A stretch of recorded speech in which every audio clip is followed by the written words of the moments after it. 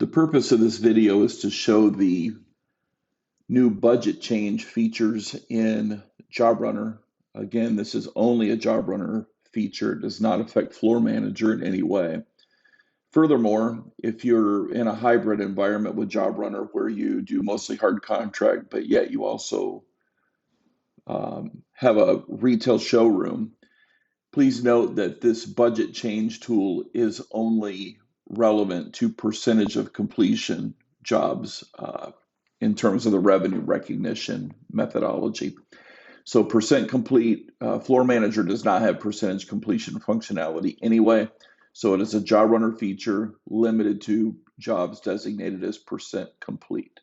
So it's very important to note. The subject of budgeting is interesting. Ideally, in the commercial flooring space, your team would be building proper budgets when the original proposal's put together. That's where you can negotiate your pricing with your various suppliers and installers, plug in those budgeted rates, and then set your margin at what you want the job to be. And then as the job is progressing along, you would see the comparison between budget and actual to know how your job is actually trending.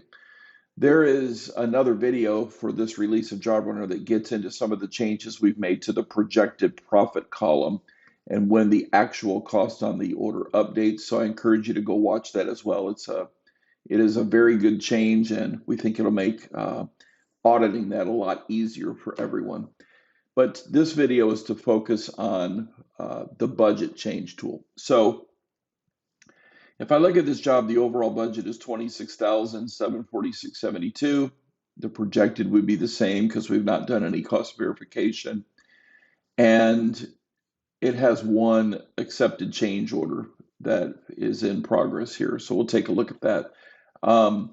To change the budget value on this job, if we had a budget review meeting and we determined that this budget is over or under where it needed to be, then what you do is you go in here and you say, all right, we've got our original budget and we don't have any budget adjustments yet. To adjust the budget, you have to click on the Adjust Budget tool here, and I can just tell the system what the new budget needs to be. So if I said the new budget total is, 27.5, and if I click out of that, just anywhere in the gray area, it's going to say you're going to make a budget adjustment of a positive $753.28.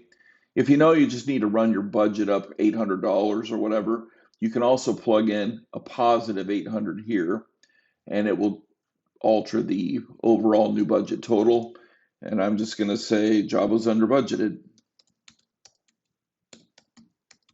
So it requires a reason before you can make the budget adjustment. So we'll just plug that in here and I'll say proceed. And now it'll drop that in and you'll see the original budget is still there. You've got a budget adjustment of $753.28 and your new budget is $27.5. If you needed to make a budget adjustment to lower the budget, you would just go into budget change history. And I can look at that. Let me close out of that real quick. I meant to hit adjust budget a second time. And then I can go in here and say adjust the budget down by a certain amount of money as well. So let's go out of there and we'll close this. And then what I want you to see though is the system created a line at order entry that says 1 under budgeted. That was the budget adjustment by an amount of $753.28. When I print this order, it will not print the budget adjustment line. So it omits that. It has no bearing on the overall contract value anyway. And so therefore, we show it here to give you better audit control as to when a budget adjustment was made, who made it, etc. So it has to show in the line detail on the order. Again, if I go into the more details area, and if I click on the budget change history, it's going to show me when that budget was done, what the posting date is, as far as when the budget updates in the WIP report. It would update on 7/6/22 and then carry forward from there. However, we made the budget adjustment on 8/9/22. It records the name of the person who made the adjustment and the reason for the budget adjustment. So it'll show you your original budget here, the sum total right here of all the budget changes, and then the new budget total. So kind of like a little bank register in here. Okay, let's talk about the dating, the timing of the dating. So uh, you can see right here, this particular contract went into production on 7/6/22. So when I make a budget adjustment, either positive or negative on the original master contract, it's going to post that from the perspective of the WIP report on 7/6/22. So it's not the line creation date here, but it's going to follow the contract header date. If I have a change order that the budget was incorrect, so let me go ahead and look at the change order that was created. And this was created on 8/9/22. And let's say I need to make a budget adjustment to this one. Let's say that the budget was overstated and it really should be $10,500. Well, I can go in here to more details on the change order, and I can say adjust the budget on this one by a -500. Okay, and just say over budgeted. And I can say proceed to that. And so now what the system will do is it'll show me that we started off on that change order with an original budget of 11,380 minus 500, and it takes us to the new budget total of 10,880. And again, if you click on budget change history here, it's going to show you who made that, what date it was made. And in this instance, the posting date and the creation date are the same date on that particular budget adjustment. Okay, so you can control when you want your budget adjustment now on your WIP report. It doesn't always revert back to the original master contract date. So it just gives greater control to the controller as to when those budget adjustments need to be done. And following the same protocol as we saw in the master contract, you're going to see a -1 over budgeted adjustment here on the individual line at the change order. So going back to the master contract, and if we look at our overall project information, I can click on the project tab, and this is going to show me the accumulated budget for the overall project. So if I click in more details here, and then we look at budget change history in this area, it's going to show me that the master contract got a budget adjustment on 7/6/22 of an additional 753.28, and then we changed the budget on the change order of a -500. So the new net total of the budget adjustment is a positive 253.28, and it shows the new overall project budget here. And that is the number when you're running your WIP report and you're looking at with all of the change orders in the master contract combined. This is the number that it's picking up from these two individual changes. Okay, so as we were working on this, it did occur to us that the way that people were changing budgets before, ideally it would have been strictly through the change order area. That would be the best way to do it, and then that way everything is on its own separate document as to what changed, either with add change orders or deducts. However, we know that some people will go to the original contract, and there's so much supply chain shortage these days in our industry that sometimes you just got to quickly swap out, let's say Johnsonite 4-inch black base with a toe for Ropey 4-inch black base with a toe. And do you really want to make a change order to make that type of change that wouldn't be noticeable by the customer? And so, or one type of adhesive to another. So it was just, the request from the users was, can we just make a change to a product here on a line and not let it change our original budget and not let it change the sell price if we resource the item from the product catalog? And if you don't want that happening, then of course you can leave your jobs locked. And so to do any of these changes here that I'm referring to today, the job still has to be unlocked. So you get greater control over whether or not you still want to require all these changes to go through the change order process. So we're just adding another layer to it here. But since people were able to go and unlock their jobs in some instances and go right in here and edit the budget in here, that's what was creating a complexity for us to be able to help people with an audit, because they would call the support desk and say, my budget changed. I don't know when it was changed and know why.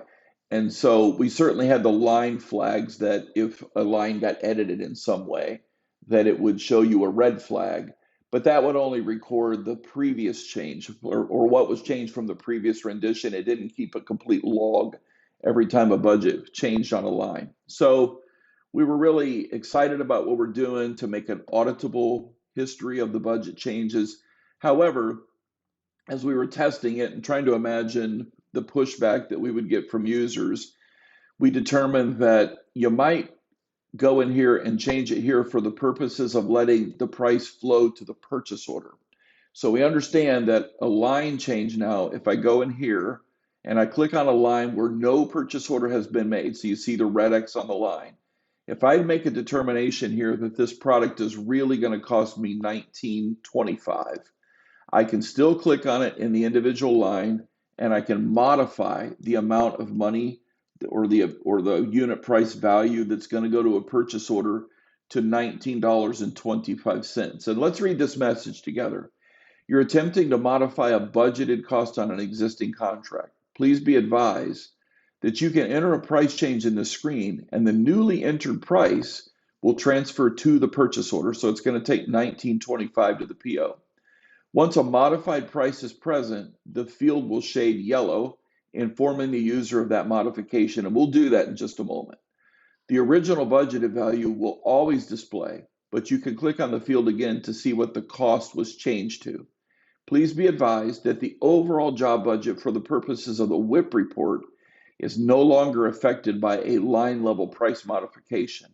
Please use the new job budget adjustment feature, which I just showed you, if you need to modify the WIP budget. Also, once the PO associated with this line has been created, ordered, or received, you are not able to modify the PO value in this area. So it's done. You'd have to go to the purchase order and make your anticipated cost change there to change it from $18.95 to $19.25. So I'm going to say update and close, and you'll see that that field does turn yellow here, letting you know that someone went in after the fact and they have changed the value that is going to go to the purchase order. But again, it does not affect the overall budget for WIP report. That has to be done through that budget adjustment tool, which I just showed, or right here, and it creates an auditable line on the order. Now, I already allocated the Parabond adhesive from inventory. So if I determine, you know what, it's not 40, it's supposed to be something else.